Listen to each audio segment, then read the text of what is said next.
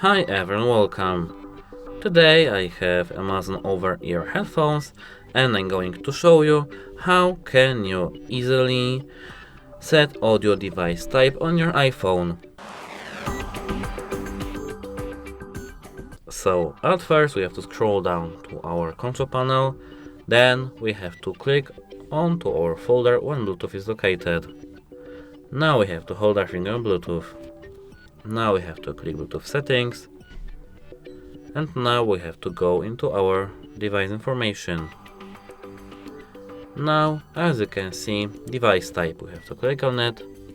And now we can change to car stereo, headphone, hearing aid, speaker all order. For us it is headphone. That's it, hope it helps you. Goodbye.